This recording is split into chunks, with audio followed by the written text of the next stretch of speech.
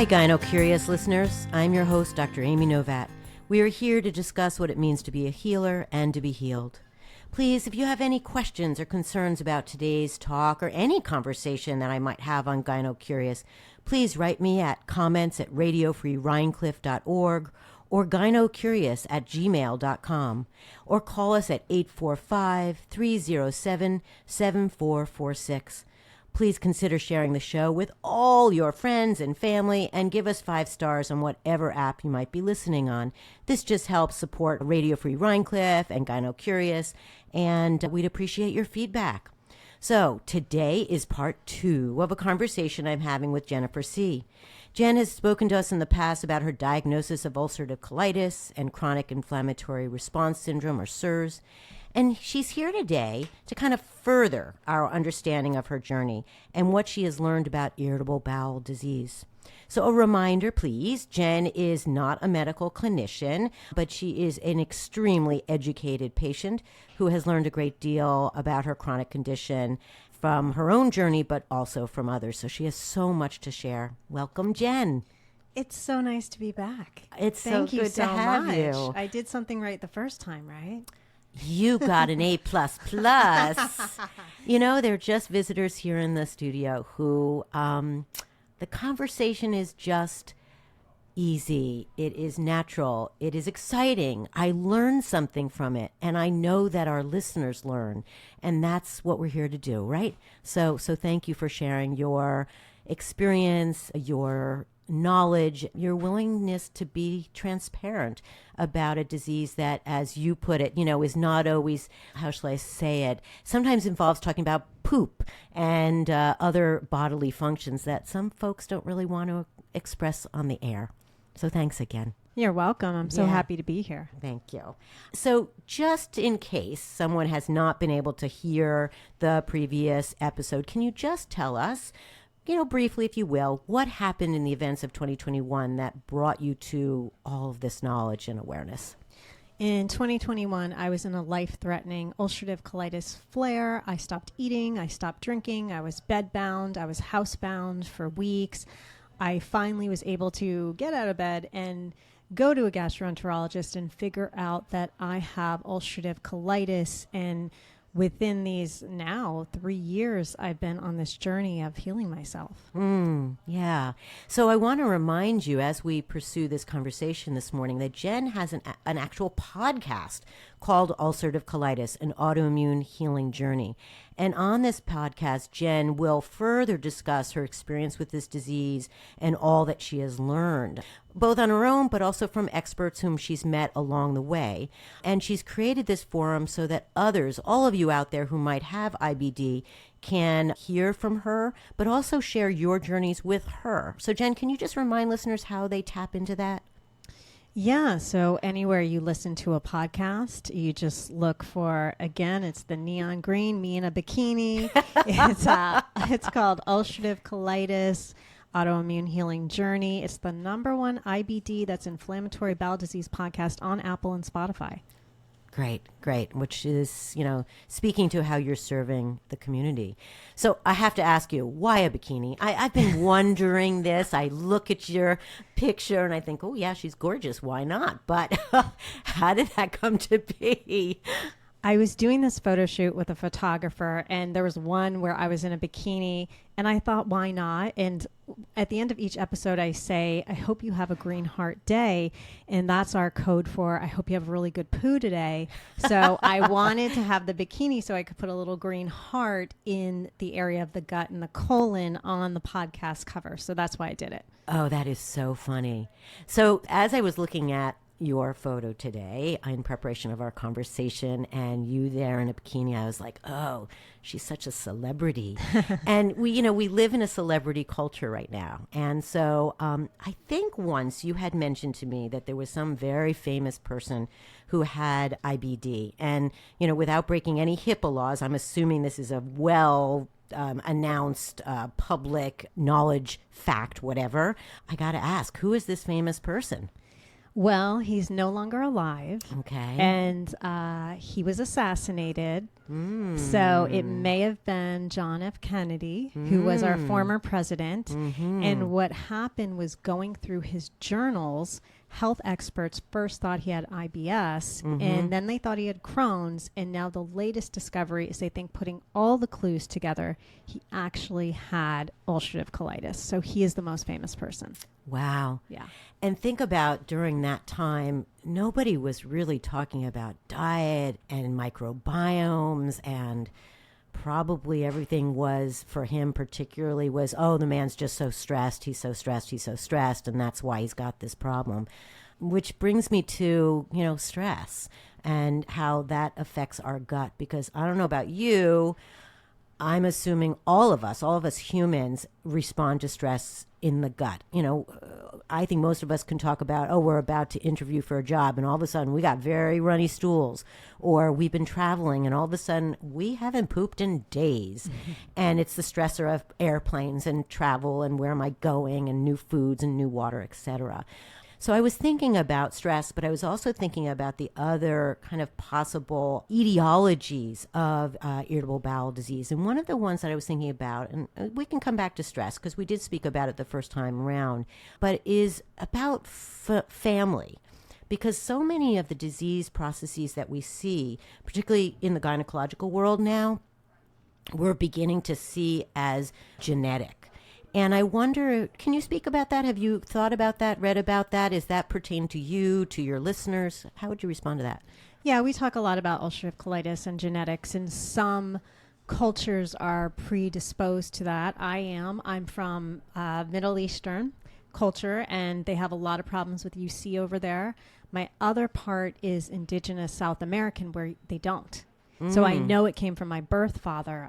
Being anything like Jewish a lot of times puts you at a higher rate. So it just depends. It's like, if you look at some of the statistics with UC, you'll see that some of the more white cultures actually have much more UC than some of the other cultures. So absolutely genetics. I believe that the genetics are there, and then they can be turned on by that inciting incident. Which I think I talked about last time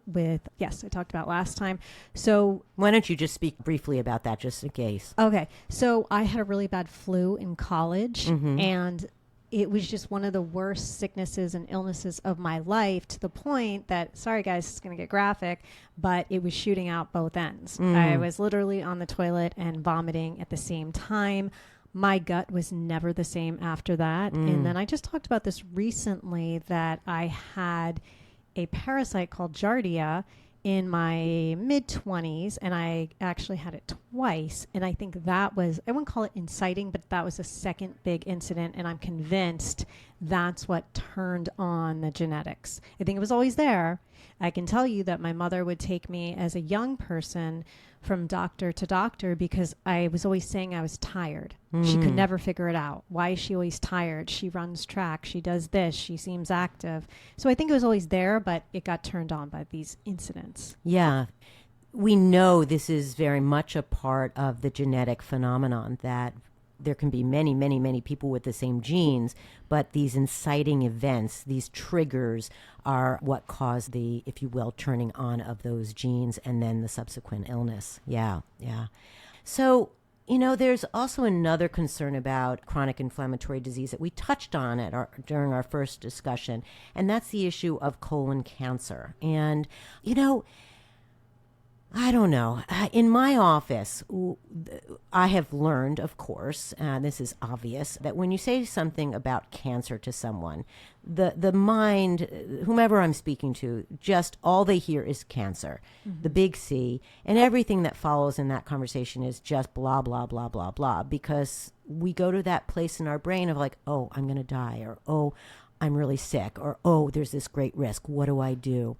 So I bring up this topic not to create chaos in our listeners or tremendous fear in our listeners, because cancer can arise from a lot of different things, and we are kind of at risk perhaps even more just from the toxins in our air and our water, etc. But will you speak about the relationship of UC and cancer, please? Okay, so this is a bit of a sensitive subject in my podcast. And the reason is because every time we go, meaning myself and the listeners, to a gastroenterologist, they love to shove cancer in our face. Everything's about cancer. Everything's, if you don't take this pharmaceutical, if you don't take the biologics, if you don't do this, you're going to get cancer. You're at a much higher risk of cancer, cancer, cancer, cancer. So I really actually don't go into it in my podcast because we don't like sitting in that negative mindset at all. So I address it very rarely. For the words cancer to come out of my mouth, it's very rare. And we actually have the opposite cases in my listeners, because I've had listeners, one came on, she talked about her journey. She was diagnosed, I think, in 1990, and she's never gotten colon cancer, knock on wood. And also I have a listener who she's been diagnosed for now 40 years, maybe 45. And she's never had colon cancer. And that's because, like you said last episode, Amy, they really take care of their lifestyle. They change their lifestyle. So there's less of a risk of colon cancer. We are very much well aware of the colon cancer statistic. Trust me, we know it left, right, up and down. But I think what helps a lot of the time is we refuse to submit to that. Yeah, that fear is not empowering. Fear is disabling. And that if one is constantly barraged with, you need to be afraid of this, yeah, it doesn't seem to me that that's health promoting. It is just, again, disempowering. So for some folks, it's interesting when again, in the gynecological realm, if somebody learns that they are at increased risk for cancer, some people are empowered by doing all the interventions and all the testing and seeing all the specialists. And that, for them, those individuals, it's very helpful. But then there's a cohort of folks who, they're like, thank you for the information. I don't want to talk about it again. No, I don't want to go see a genetic specialist. I don't want to know if I carry the gene or not just because I'm an Ashkenazi Jew, for example. And that's right for them. So I think what you're bringing up, Jen, is so important for our listeners. It's like, life is hard. It just is. It's wonderful. It's punctuated by joy and love and beauty. But life is hard, and that one has to discover on his or her own how to embrace the challenges and what to do with them. And that, when I hear you speak about, well, I don't really say cancer, I'm not thinking, gosh, Jen's putting her head in the sand. No. This is an informed person. She has just chosen, you have just chosen a way of moving through this diagnosis in a way that's not about fear, if you will. It's not about, oh my gosh, it's lurking around the corner. I'm just going to live day by day in a healthy way. And that's part of what we're talking about on GynoCurious. How to embrace health as best as we can, understanding illness weaves into all of our lives one way or another, whether it's just a virus, for 3 or 4 days, or a cancer diagnosis, or a broken leg, or whatever it is. We are all, as I like to say, perfectly imperfect, and that life brings us to illness as much as it can bring us to health, and that it's just work every day, right? Absolutely. Yeah. And it just depends. A good example is I'm adopted. So most adopted people will get all the genetic testing done.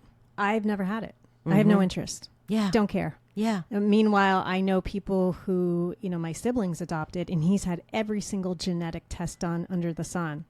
So it just depends what you want out of life. It just depends what you're interested in. I'm like, I don't need to know anything bad. I'm good at this point. I have UC. That's good enough. Yeah, I guess it's the way in which we hold, process information, and what empowers and what disempowers us.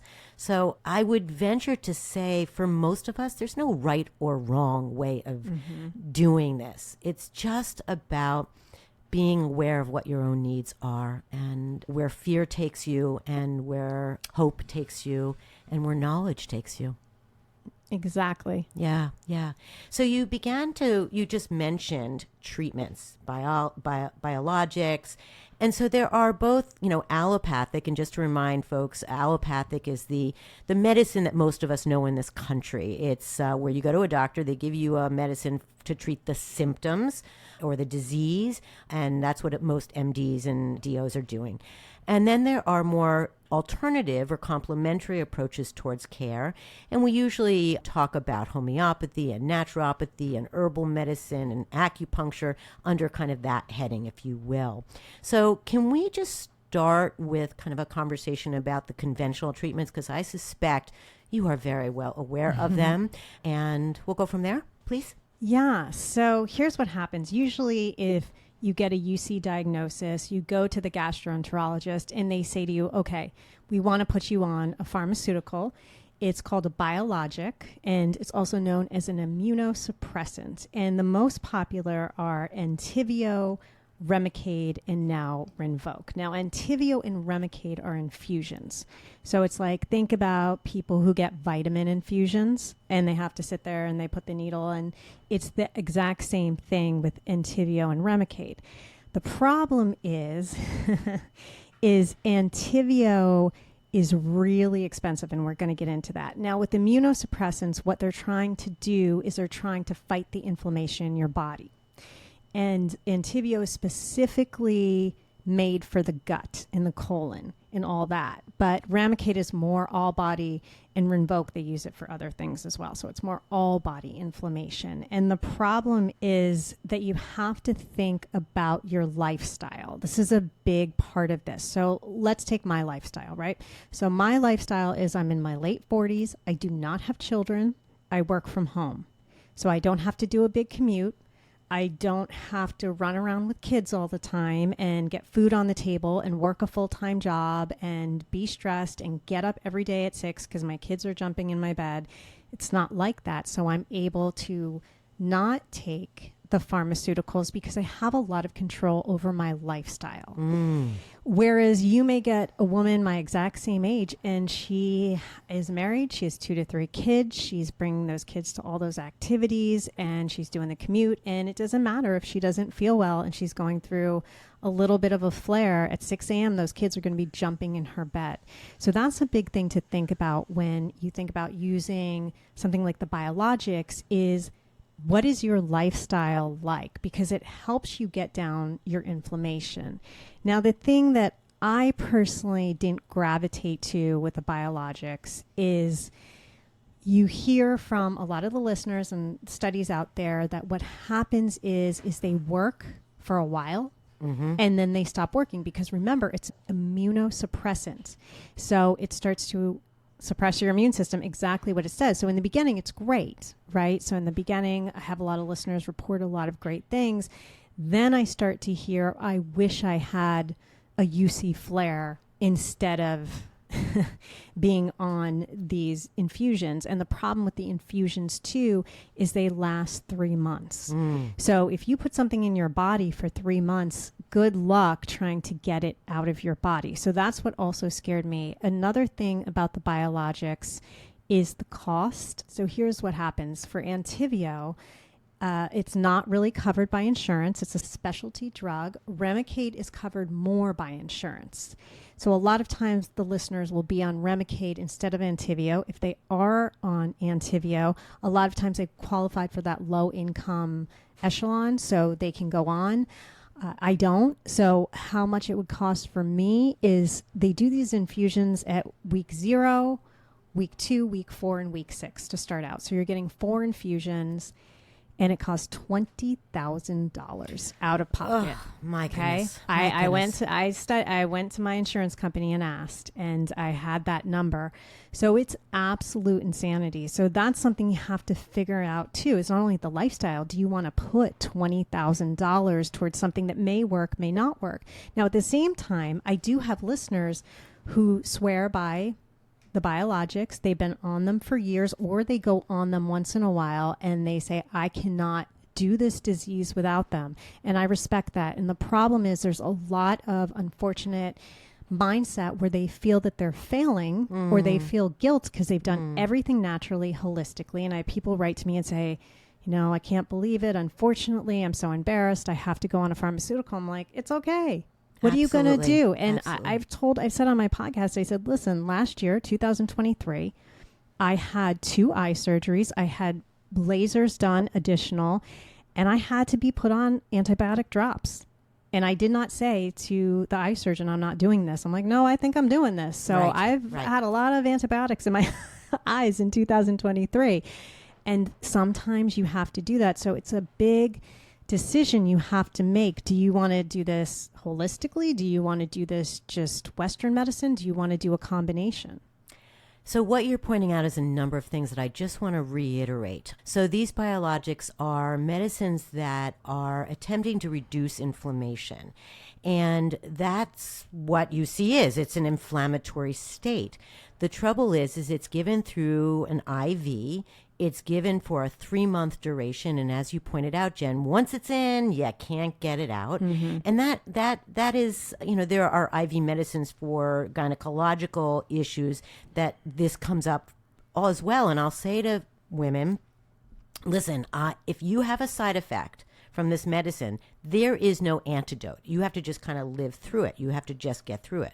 There might be medicines to calm down the symptoms, like an allergic reaction or an infection if you're taking an immune suppressant, or other such IV site problems. All kinds of side effects we might be able to help mollify, but we can't reverse it. The other thing that I want to point out is that, as you've said, just because a person decides to, let's say, take the Western allopathic approach, doesn't mean they can't also incorporate lifestyle.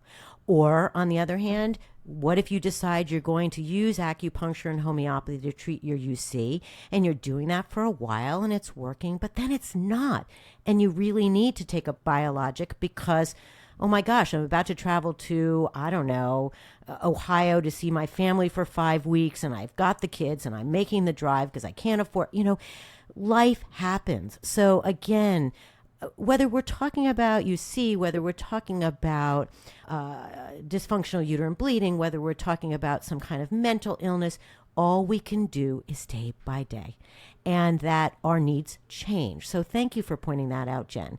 And I really appreciate your pointing out that your lifestyle is your own, and it's not like others, and others aren't like yours, and that really impacts our choices sometimes, our financial decisions, just the logistics of our day. Absolutely. It all comes together, and any decision you make for you and also your family is not wrong. And I just want to point out too one more thing. I have a listener who came on and talked about her disease. She's the one who has been struggling with this since the 90s. And she's like me. She doesn't have kids, but she's single. I'm married. And she still does the biologics. So, maybe you are someone who's single and doesn't have kids and who's 50, but still needs the biologics. That's okay. Yeah. If it works for you, it works for you. Yeah. I do not have good reactions to pharmaceuticals. I'm the one that has the 0.0001% chance. I'm that person. I've always been that person. When I did the testing through Dr. Peg, my SIRS and mold toxicity doctor, we had done a test that tested my resistance to antibiotics, and I tested resistant for everything. There were like 13. And she said to me, I don't know how you're doing this. Have you ever had Lyme's and taken, tons of antibiotics for Lyme's? And I said, no. And she said, then it might be just a natural resistance you have. Yeah. There's also this phenomenon of what's called a paradoxical relationship to medications. So I, for example, have that experience where I might take a medicine that's supposed to relax a muscle that's in spasm. And most people say, oh, it makes me want to go to sleep. I'm just so tired. I get zipped. I just want to run around the house. NyQuil, forget it. I can't take even a sip of Benadryl because it doesn't make me tired. It makes me, quite frankly, it makes me hallucinate. It's just craziness. Oh, we've got to get some Benadryl in here and do an episode. Oh, that'd be good. Let's get some Benadryl and some shrooms and see what happens. It'll be a good episode. Your best one. There you go. Who knows? Who knows? All right. So you just brought up shrooms. Jen, you got to tell us about mold toxicity, because not everyone is connecting the mold toxicity with the UC phenomenon. Can you share with us again about SIRS and tell us about how the mold toxicity fits into the UC picture? Does one cause the other cause that? Tell us about that, please. Okay, so SIRS, chronic inflammatory response syndrome, is when the body cannot drain toxins the way normal persons can. 25% or more of the community have this gene, the SIRS gene, and don't know. And it's wreaking havoc on so many people, and they don't even know it.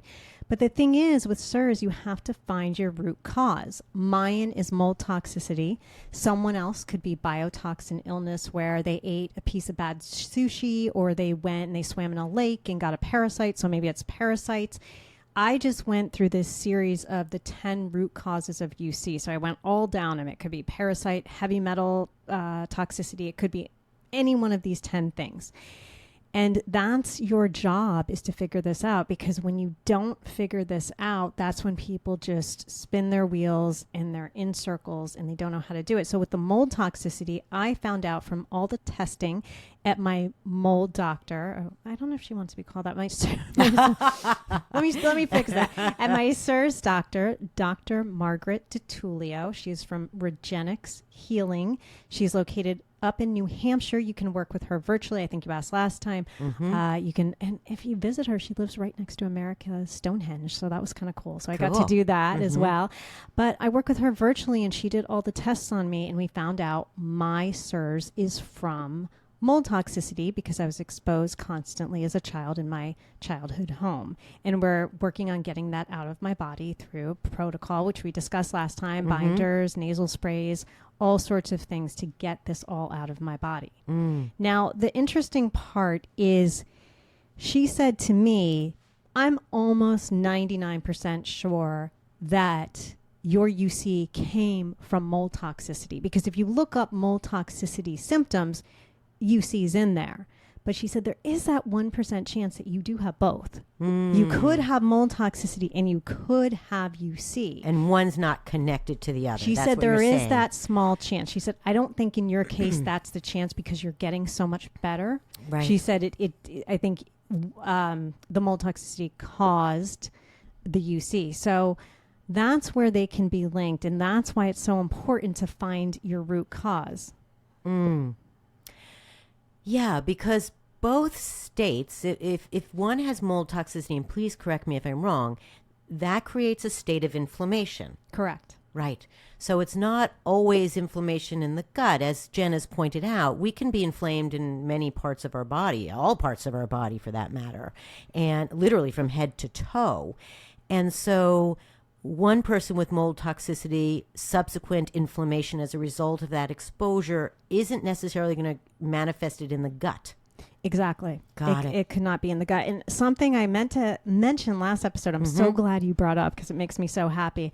I love doing predictions. And my prediction is the hot new thing this year will be the lung biome, Lung, because the lung biome has to do with not only the lung and the throat and all that, it has to do with the nasal part, the nasal passage. Thank you. I couldn't think of the word. Nasal passages, and that's where a lot of the bacteria hangs out, is the nasal passages. So I think that's going to be the hot new buzzword. We always talk about the gut biome. Now we're going to be talking about the lung biome. Well, what's so interesting about the microbiome is that we used to only speak about it vis-a-vis the gut.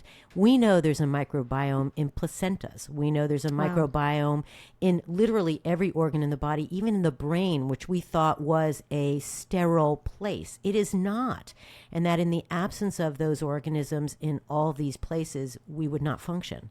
So it's the disruption, the dysbiome, that happens as a result of too many antibiotics, stressors, probably other toxins, that we really need to have a better understanding. So the lung, I think that we know there's a biome in the lung, and the sinus passages, the nasal passageways, is a large surface area.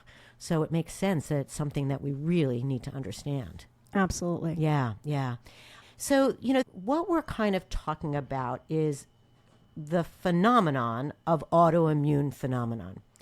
And you did such a nice job in describing what you thought autoimmune disease was the last time. Would you just reiterate that for me, please?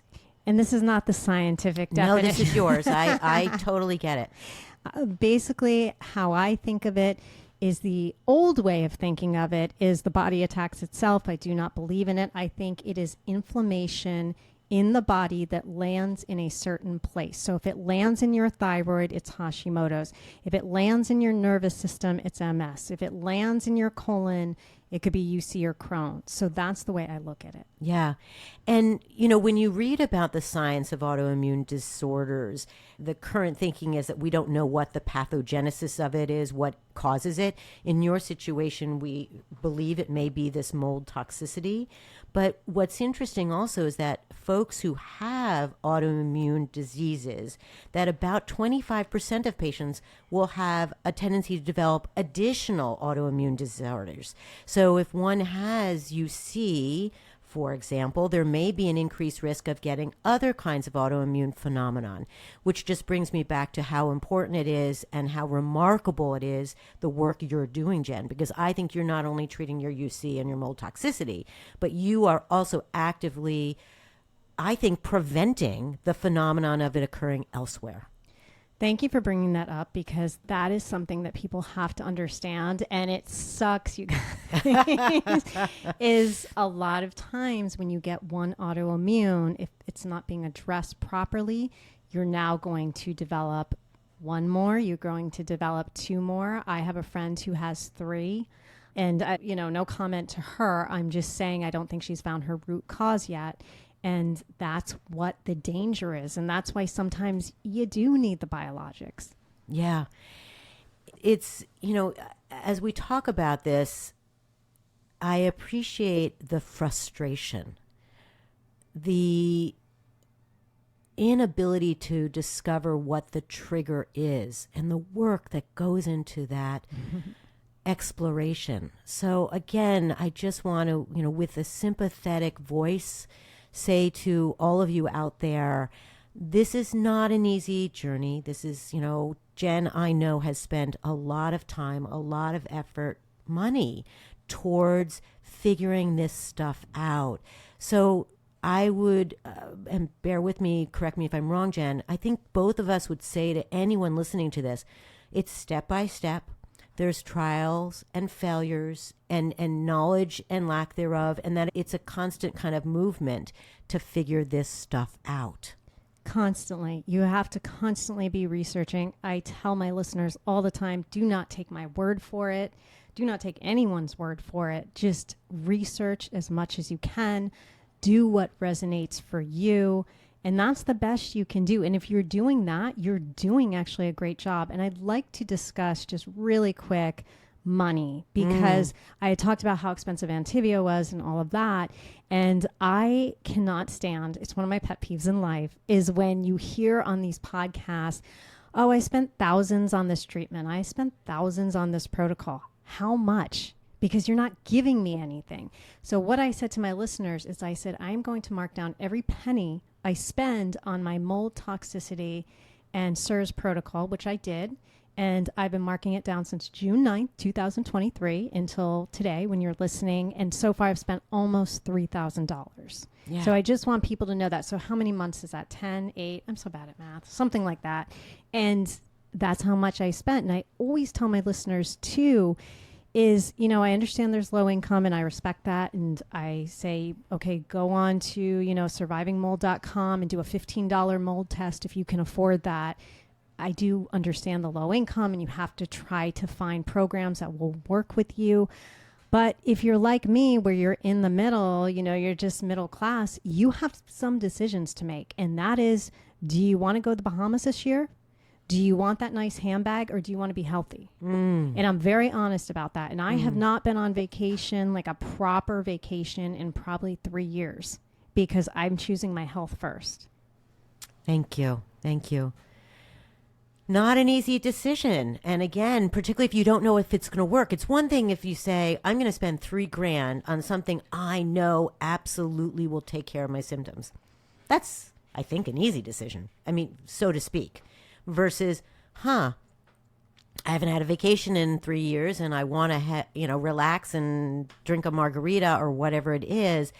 And maybe that will work. This is, I mean, again, this is not unique to UC. This is the phenomena or the challenges of particularly healthcare in the States, where everything has gotten so expensive in so many ways. Which brings me to the expenses of what if one chooses to do complementary approaches? Acupuncture, homeopathy, herbal medicine, working with this clinician up in New Hampshire. This also takes money, right? Let me tell you something. That initial consultation, I think, is $480 for an hour, maybe an hour and 15. Mm-hmm. The follow-ups are $390 for 50 minutes. Yeah. And so that's why I'm saying I haven't been on a good vacation. I haven't been on a good vacation in years.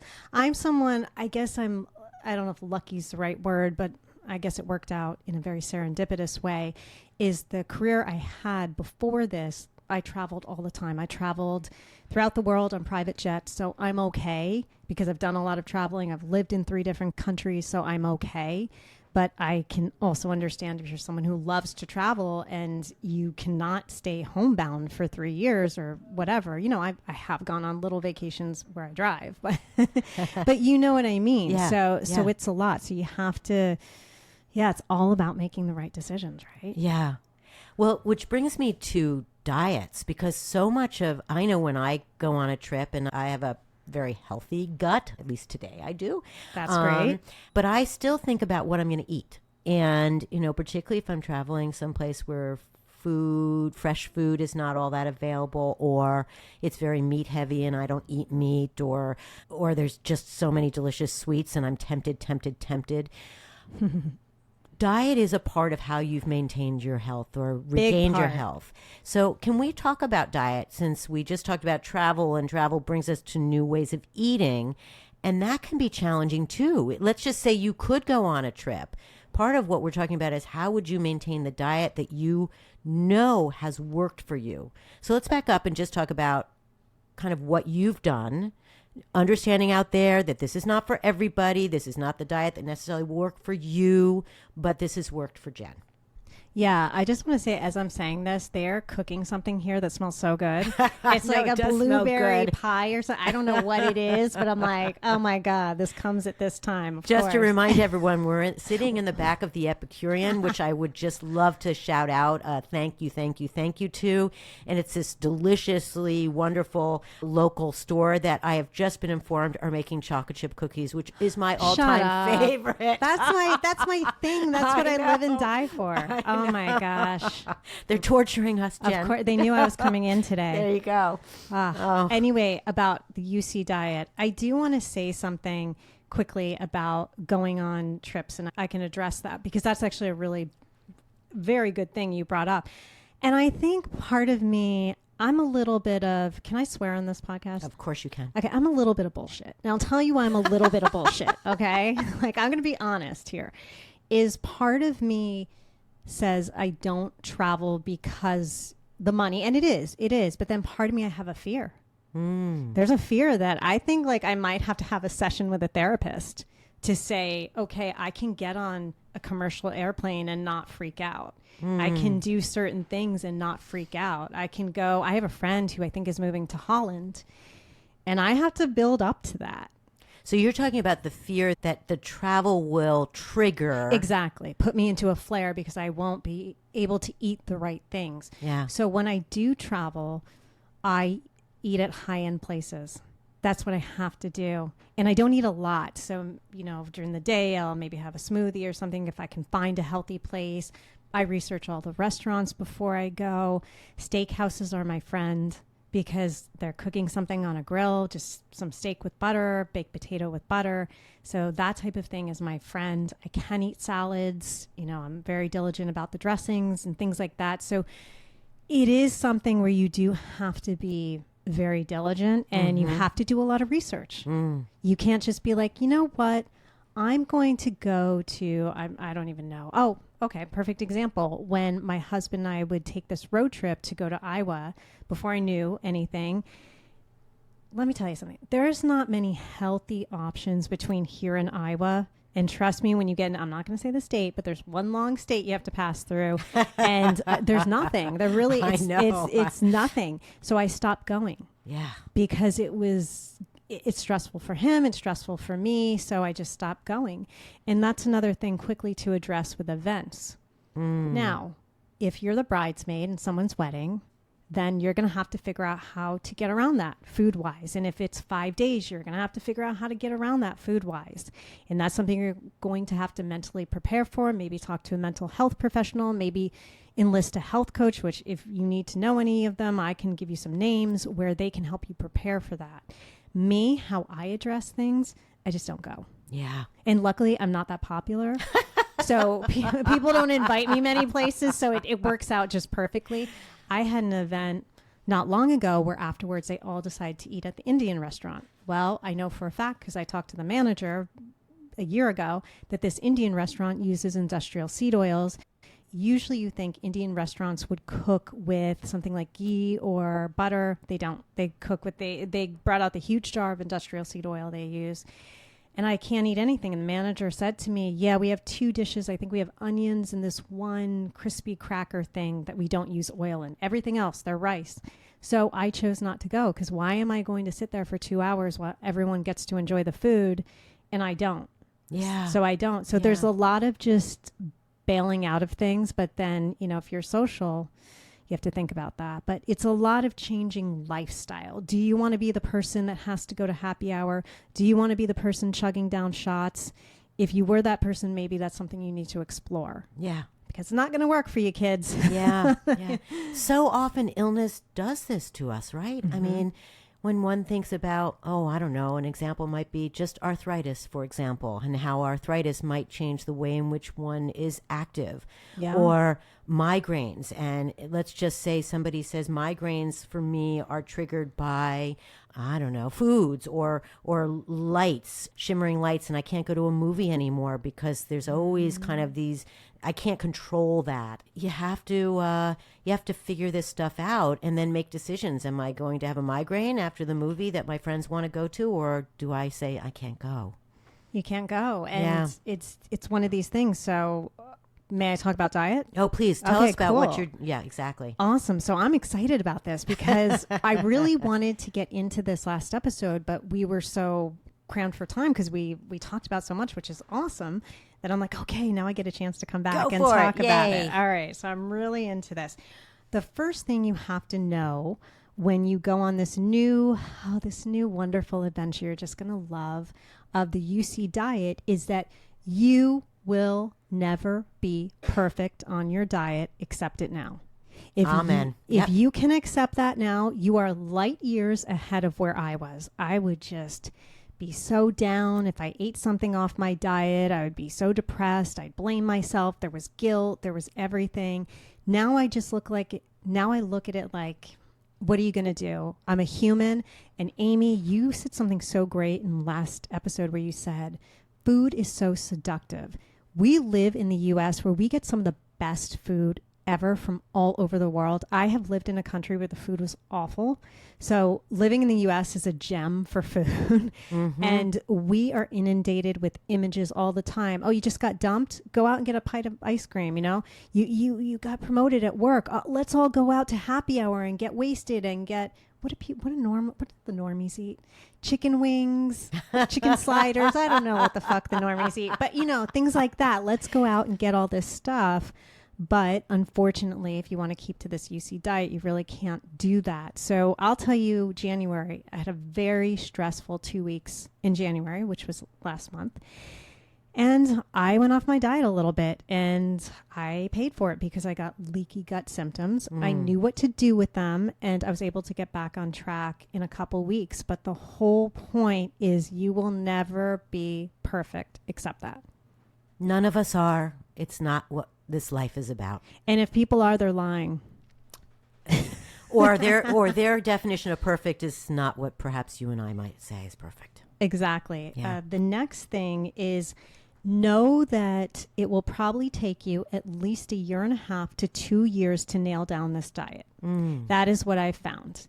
And why? Because you're trying to figure out what's good for you. And then you're figuring out things along the way. I'm going to get into this in a little bit, but with the mold toxicity, I didn't realize until I was diagnosed that I had to adhere to now a UC diet, but then a mold-free diet. I didn't know. So I'm going to get into that in a second, but it's going to take you a second, and that's okay. And that's why on this journey, you have to be so patient because, as I said last time, what works for you may not work for me. And a caveat to that, what you're also describing is be aware of your body. Your body will tell you, won't it? I mean, does your body tell you? Oh, yeah. Yeah.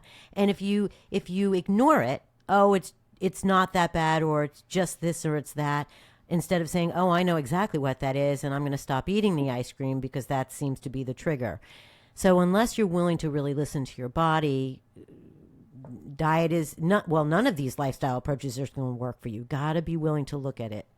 You have to, and it killed me. I was listening to a podcast yesterday where the woman likes to eat junky foods, just being honest. She's in great shape, but that's her diet. And she was saying that she has migraines almost every day.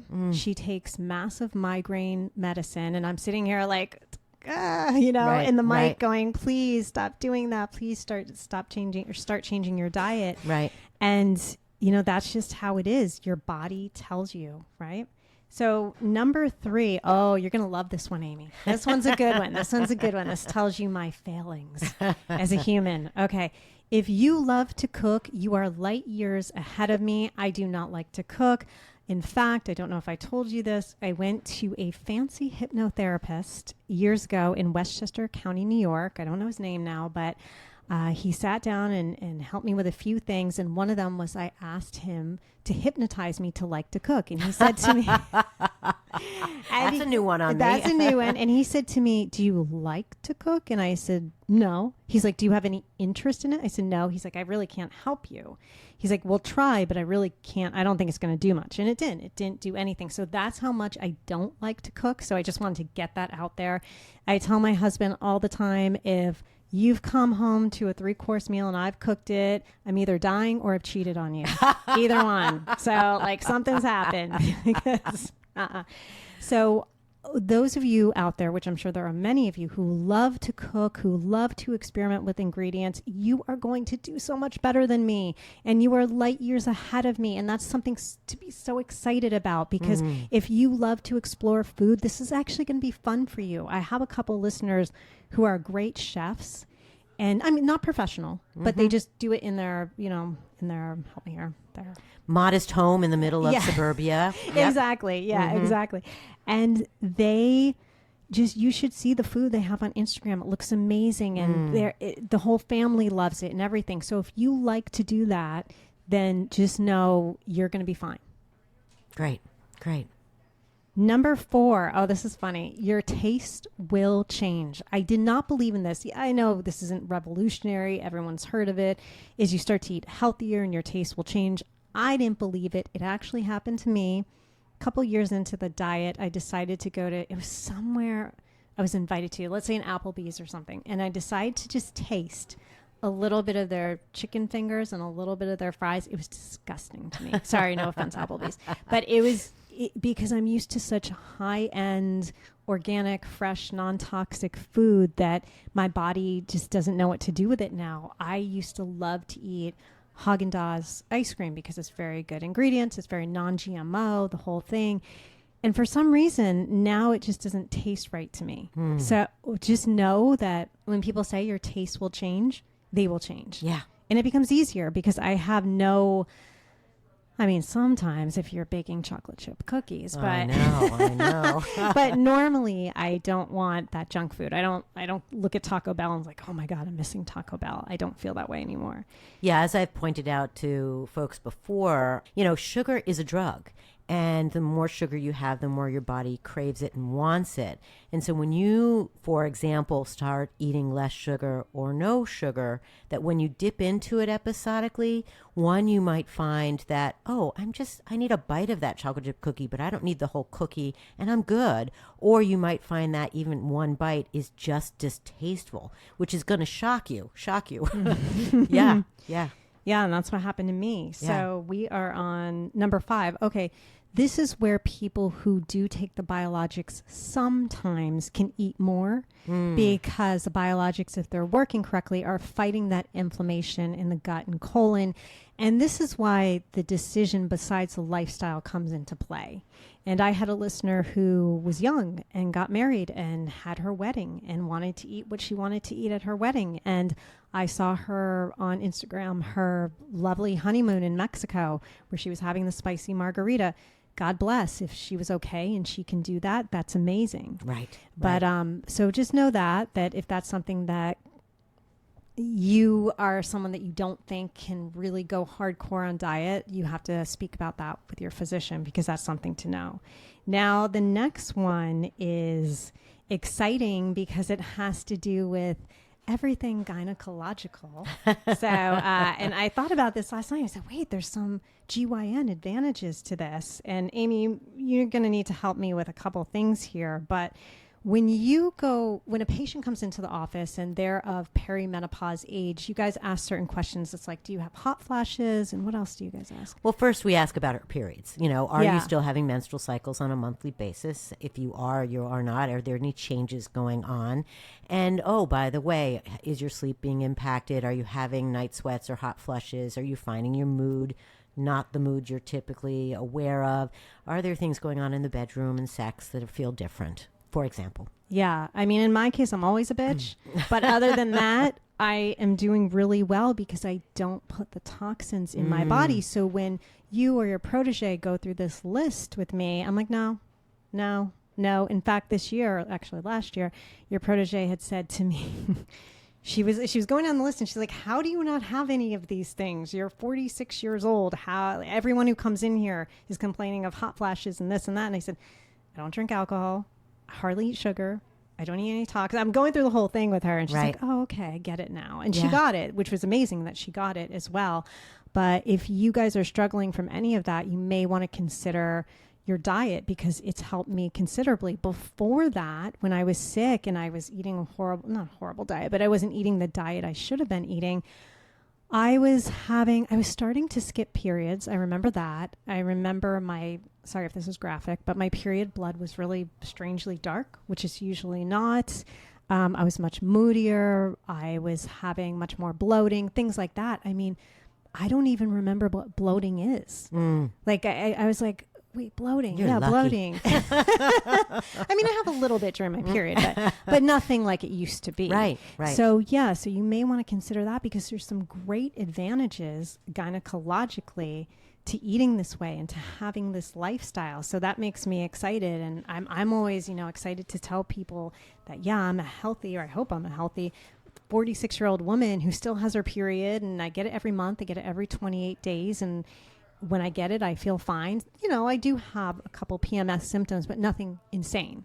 So what you're bringing up is something we talk about a great deal on GynoCurious, which is the reason that I interview people from, who do pelvic floor work, to psychotherapists, to spiritual advisors, that we're all connected, and that the inflammation that we're focusing on today, the UC inflammation, the mold toxicity, that being inflamed too much in the body, wherever it is not good for us. A small amount of inflammation is normal. It's necessary. It's the way the body processes toxins in general. And so we have to be able to mount some immune response, but we don't want it hyper exaggerated, constant, on fire kind of thing. So you're bringing this up that for you, going on this diet has had this, if you will, secondary benefit, and that's of making your hormonal environment healthier. Correct. So Jen, I really think that I should change the music to GynoCurious. It should be like the knee bone is connected to the thigh bone, and that old song, because it's all connected. Now, again, will everyone have the benefit of an easier perimenopause if they eat well? No, not necessarily, but I bet it's going to help a lot. Absolutely. I bet it's going to help a lot. Yeah. I had a friend come visit from Australia, and you met her. That's right. That's right. You That's met right. her. Yeah. And she struggles with perimenopause, and we had a long talk about it. And she said to me, I've noticed when I'm on my diet I don't have any symptoms. Yeah, it's incredible. Yeah. It's incredible. All right, you got any more on that list as we're coming to a close here? I have one more. Go for it. Okay, and I'll try to make this quick as possible. No, go for it. All right, so here's the deal. Here's what I was about to talk about is things can get really nuanced. So you are eating this great anti-inflammatory UC diet, but then you find out you have mold toxicity. So now you can't eat any food with certain molds. So this is where things get complicated, and this is where people get very frustrated. And this is where you kind of have to put on your big girl pants and you have to be like, either I'm going to do this or I'm not going to do this, or I'm never going to get better. So I have to eat a diet that's both anti-inflammatory and mold-free. And so here's where things get a little weird. So everyone's like, oh, fermented foods are the best thing for the gut. You should be eating tons of sauerkraut and pickles and kombucha and all that kind of stuff. Well, guess what? Fermented foods have high amounts of mold, so I can't eat them. So when I was eating a lot of sauerkraut, I was like, I don't feel right. I didn't feel terrible, but I was like, I don't feel very good. And I stopped eating them. I felt much better. And you'd be surprised what has mold in it. So for example, grains, because of the way they're packaged. So I don't eat rice. A lot of people will have problems with rice, and a lot of times it's not the rice. It's just the mold in the rice. Unfortunately, coffee, tea, wine, cured meats, peanuts, and so on. All of this are off my diet. And no, I shouldn't say that. The coffee and the tea I have from companies that are, they triple test for mold and mycotoxins and the whole thing. So I can have that, but it really limits what I can eat, and you have to be okay with that. So I just wanted to give people an example of what I eat, because people are probably like, what the hell do you eat if you have to be so anti-inflammatory? Well, first of all, I eat meat and vegetables and fruit, and I'm not a big fruit person, but I do try to put it in my body. But I eat that. This morning, I think because I was coming here, because I wanted my voice to be good, I didn't have anything that would break down to sugar, so I had 2 scrambled eggs that I made with olive oil. And then I also had some cashews. So I had a few cashews, and that was it. Normally I would eat more, but I didn't want to have vegetables or anything that could break down into sugar and affect my voice, because that's a whole nother thing with autoimmune and voice. We won't kind of go into that this time. But the whole point is that you have to really play with diet. And once you do, and once you feel better, it makes a huge difference. Thank you, thank you, thank you. So, again, out there, this is a journey. This is a lifelong experiment. Jen has realized improved health with all this hard work. But as she's pointed out, every once in a while, she has to have a chocolate chip cookie, and that's okay. And the idea is to get to know your body, accept that your body is beautifully flawed, that we all struggle with one thing or another, and whether it's a gynecological problem or a gut problem or a mental health issue, whatever it is, we're all on this kind of journey together trying to figure stuff out. So be patient with yourself, be kind to yourself, stop shaming yourself that you haven't done it perfectly. None of us, or very few of us, ever do. I don't think anybody ever does. They just lie about it, as you said, Jen. So thank you for being so forthright and informative today. Can I give one last piece of information? Oh, please, Very please. quick? Please, Okay. please. Awesome. So I just want to leave people with this, and that is everything is information. That's what I want people to leave with. Something that has helped me and my listeners so much. I had someone come on another podcast tell me this, and they said, don't think of when you get into a flare or when you have something negative happen where you've ate something and it turned into, small flare or something like that, that it's negative. She said everything is just information. And once you start looking at everything as just information, it makes your life so much better. And that has changed my life. I love that. Yeah. And that's so true in everything in our lives, right? That instead of seeing it as failures or mistakes, or even super positive, like even putting that. something on a pedestal, right? Right. So, oh my God, I had a great day today with my UC. Don't even do that. It's just all information. Great. Thank you. Jen, thank you. I can't thank you enough. Yeah.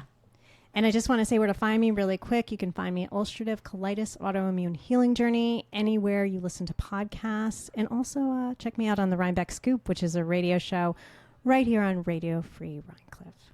Thank you to Jen Hammoud and Matty Rosenberg, our producers, and again to the Epicurean who kindly provides a home for Radio Free Rhinecliff. Please continue to listen to all of our episodes and let us know your thoughts. Until our next conversation, be healthy, and please remember to relish your instincts and intuitions. They are the greatest of teachers, not to be ignored. Please be well.